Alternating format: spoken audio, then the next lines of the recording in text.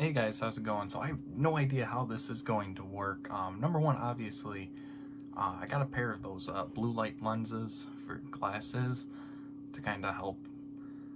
It's like it stops the harmful blue rays that come from electronics, and obviously, between this, school, and everything else, I stare at electronics a lot, so let's see how it goes.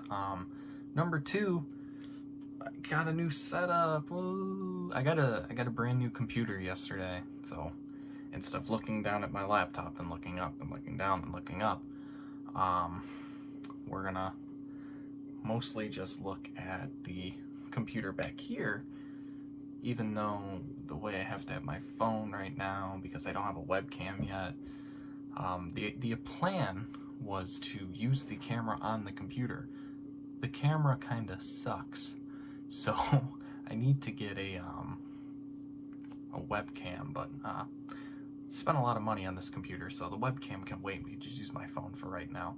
So what we're talking about is my favorite, well, my second favorite X-Men movie, X-Men First Class.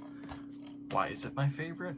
Well, number one, I think the director, Matthew Vaughn, did a much better job with just the characters, number one. But he also, this movie, as we'll talk about, is set in the 60s, so it's kind of a period piece, and he does really well with that, too.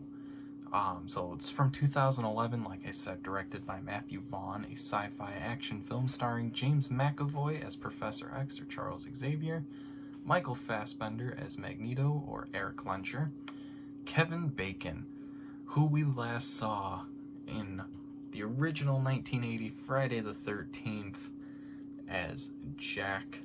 In this he plays Sebastian Shaw, and I guarantee you, unless I do something with Betsy Palmer in it, this will be the one and only time you see a reoccurring actor or actress from the Friday the 13th franchise, unless we get into like areas where the guys from the reboot all come in. Next up, we've got Rose Byrne as, oh boy, it went away, no, oh crap, Maria McTaggart. She's kind of a minor character that I didn't really care for, but she's in it nonetheless.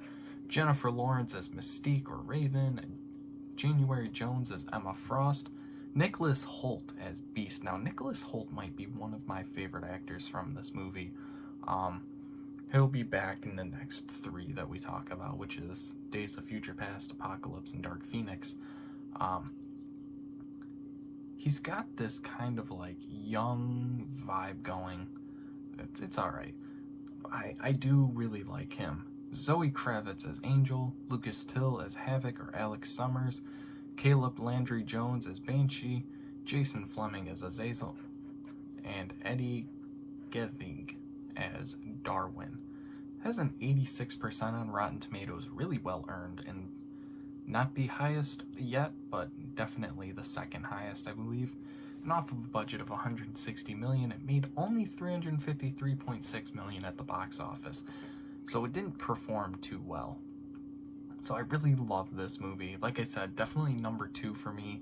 We have yet to see number one, but what I love about this is the great cast. It starts with two fantastic leads, being Fassbender and McAvoy, having some of the best chemistry compared to anyone in the cast we've seen so far. And yes, that includes Stewart and McKellen, even though they both have fantastic chemistry together. It continues with a great and compelling villain, Sebastian Shaw. Not only does he have ties to our leads after he killed Eric's mother in concentration camp during World War II, like I said, this one is set in the 60s, but he's just so charismatic and in an intimidating way. He manipulates Angel into joining his side versus Charles' side, basically by appealing to her desires, even though we, the audience, know he has his own motives. What are his motives? To start World War III with the Russians in the height of the Cold War. Lucas Till may be my second favorite actor, but MacGyver ain't got nothing on Katniss. Jennifer Lawrence is so amazing and charming. I really enjoy her as Mystique over Rebecca Romijn. So, with a great cast and villain, what else does this movie have going for it? Well, the action scenes are great, especially the final battle at the beach in Cuba.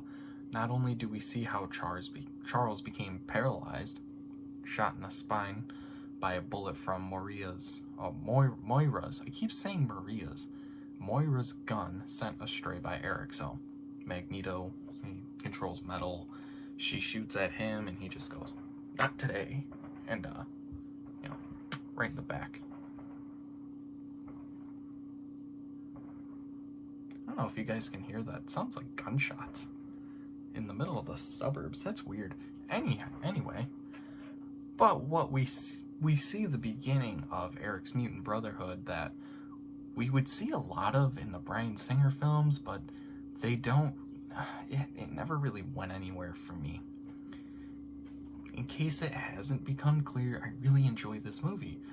I just really enjoy period films or films set in past or at a specific time period.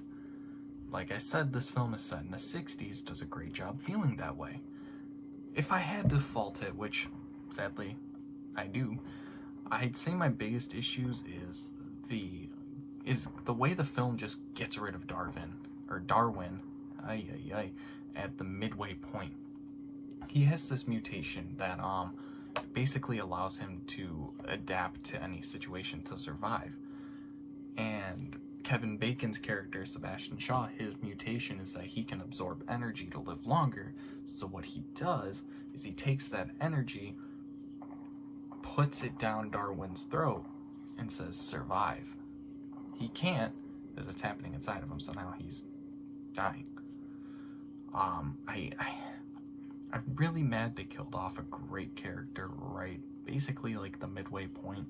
There's this point where Sebastian Shaw shows up at the FBI agency, kills all the guards with Zazel and this other character who literally had his mutation was, what the hell? It's getting louder. Anyway, I'm gonna try and just ignore it and talk over it. So the idea is that this guy, he like controls tornadoes or something. It's basically male Storm, and Storm is cool on her own regard. We don't need a male version of it. So it's hard to really explain. They show up, they start killing all the guards, dropping them from the sky because Azazel can teleport, kind of like Nightcrawler. And then he just shows up, talks to our mutant friends, Havoc, Banshee, Angel, Darwin, and Jennifer Lawrence, or Mystique, and convinces Angel to join his side, and then Havoc shoots his power, which is like controlling fire or more powerful energy, and just tries to attack him, and then that's when Sebastian Shaw reveals his power to them. I like that scene. It's a well-crafted scene. It's intense. It's just great. I don't like it, though, because it kills off a potentially great character. The music, being both a blend of 60s spy music, 60s music in general, and original compositions, is fantastic. What am I grading this? I'll give it a 9 out of 10. I have to admit, it's a really good movie. I didn't really talk about Emma Frost that much. Basically, all she really does is get a diamond form that it's impenetrable. It's not that interesting to me. I didn't really like her character. It felt like she was more there to be sexualized than anything else. I didn't care for that. But yeah. Another good character to talk about is, like I said, Beast is another great one by Nicholas Hoult. He at first, his only mutation is that he has ape feet, basically. And, obviously he becomes the laughing stock because Havoc is kind of a douchebag and all this and that and the other thing. But then, they